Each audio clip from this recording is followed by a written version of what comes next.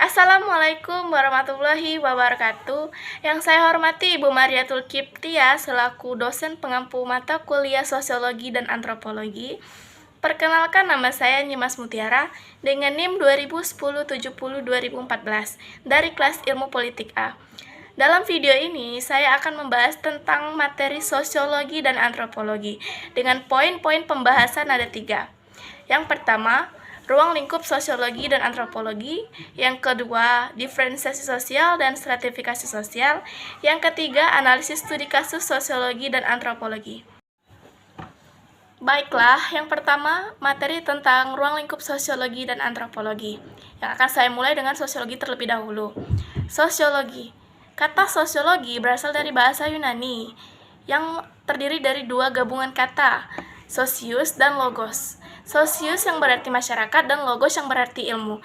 Jadi, ilmu sosiologi merupakan ilmu yang mempelajari tentang perilaku masyarakat, di mana objek kajian dalam sosiologi ini adalah masyarakat itu sendiri.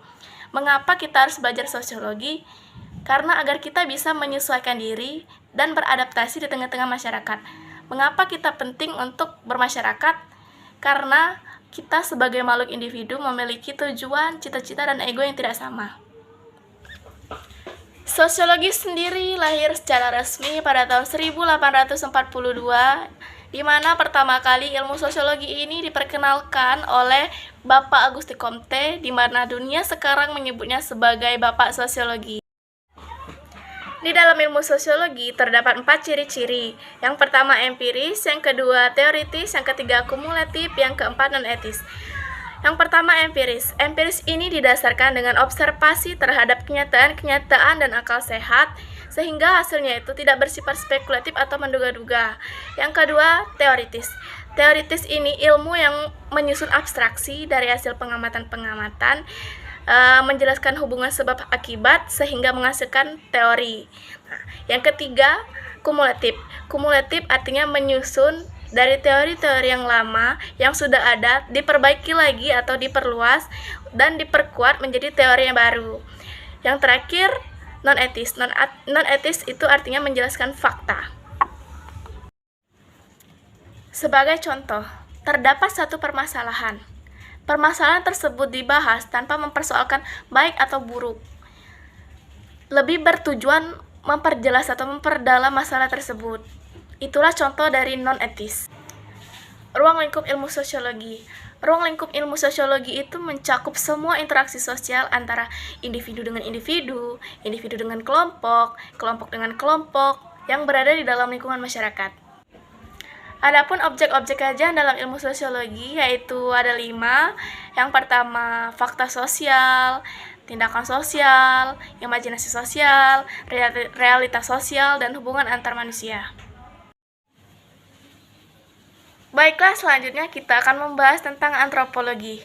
Antropologi adalah ilmu yang mempelajari tentang manusia dan apa yang dihasilkannya, seperti budaya, keanekaragamannya, dan lain-lain. Antropologi mempunyai 2 cabang ilmu. Yang pertama, antropologi fisik dan antropologi budaya. Antropologi memiliki titik-titik fokus pembahasan, yaitu manusia dan budayanya. Next, selanjutnya tentang fase-fase perkembangan ilmu antropologi. Fase pertama diawali dengan tahun 1800, di mana pada awalnya ilmu antropologi ini dibawa oleh bangsa Eropa Barat kepada penduduk Asia, Afrika, dan Amerika. Pada fase ini berlangsung selama 4 abad, kira-kira dari awal abad 15 sampai awal abad ke-19. Fase kedua terjadi pada awal abad ke-19. Fase ketiga terjadi pada awal abad ke-20.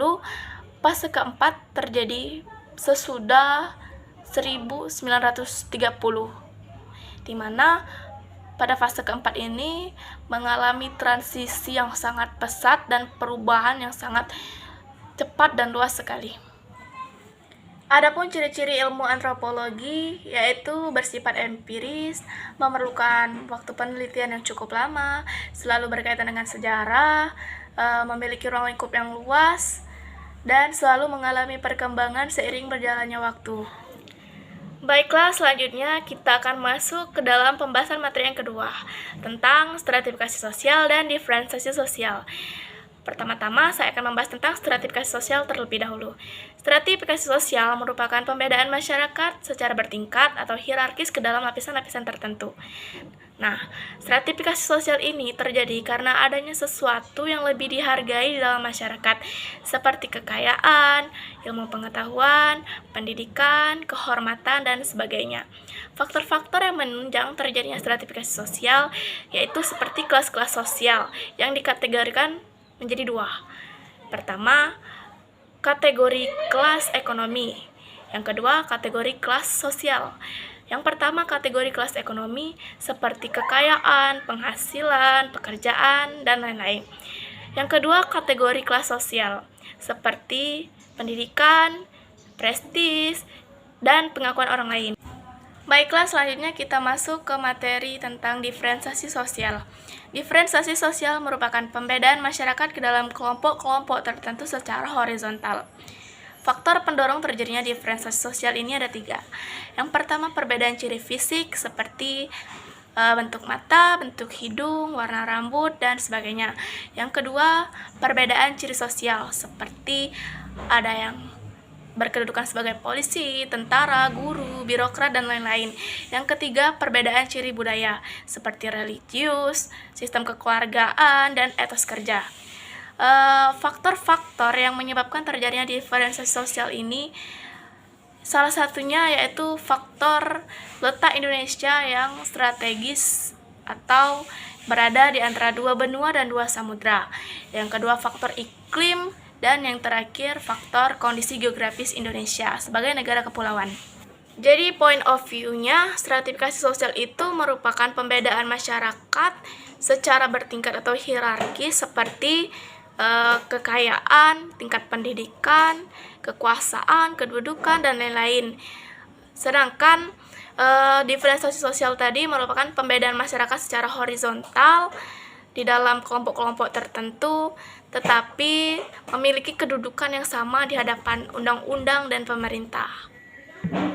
Baiklah, materi yang terakhir mengenai analisis studi kasus yang berjudul Problematika Sosial Budaya Masyarakat di Masa Pandemi dalam Perspektif Sosiologi dan Antropologi. Di sini saya akan menyampaikan singkat saja mengenai judul tersebut, mengenai analisis penelitian yang telah saya lakukan. Langsung saja saya akan sampaikan. Akhir-akhir ini, awak media dipenuhi dengan berita-berita pasal pandemi COVID-19, yang mana pandemi ini secara tidak langsung merubah siklus, tatanan, serta kultur masyarakat. Virus ini awal mulanya ditemukan di Wuhan, Cina. Namun dengan cepat virus ini menyebar ke berbagai negara termasuk negara Indonesia. Melihat lonjakan kasus tersebut, pemerintah tak henti-hentinya memberikan edukasi dan meluncurkan berbagai aturan demi memutus mata rantai penyebaran COVID-19, mulai dari pemberlakuan PSBB, social distancing, physical distancing, serta himbauan beraktivitas di rumah saja. Kultur dalam hal ini diartikan sebagai gaya hidup masyarakat. Sejak pemberlakuan PSBB dan himbauan di rumah saja, sedikit banyak telah berpengaruh pada aktivitas-aktivitas serta kebiasaan masyarakat. Seperti halnya dalam bidang pendidikan, yang sebelum adanya COVID dilakukan secara normal, kini diganti dengan pembelajaran jarak jauh atau daring. Yang kedua, dari sisi religi. Dengan diterapkannya anjuran beraktivitas di rumah saja, ibadah rutin yang biasanya dilakukan secara bersama-sama harus mengalah oleh kejadian pandemi ini. Yang ketiga, pada kebiasaan menjaga kesehatan. Dengan hadirnya pandemi ini, sedikit banyak mempengaruhi kebiasaan kesehatan. Seperti hal yang mencolok yang dapat kita lihat di tengah masyarakat, yaitu rajin mencuci tangan, menggunakan masker apabila berpergian, serta mempraktikkan etika batuk dan bersin yang benar. Melihat perubahan-perubahan tersebut, dapat dikatakan gaya hidup masyarakat saat ini mengalami revolusi society, yang dimana perubahan sosial dan kebudayaan yang berlangsung secara cepat dan menyangkut dasar atau pokok-pokok kehidupan masyarakat itu amatlah dengan nyata bisa diamati di masa-masa pandemi ini. Dengan demikian, bijaklah kita menghadapi pandemi ini dan saling bekerja sama untuk memutus mata rantai COVID-19 dengan cara patuhi anjuran pemerintah dan jauhi kerumunan, serta beraktivitas di rumah saja. Mungkin itu saja analisis studi kasus yang telah saya lakukan dan saya rangkum pada kesempatan ini.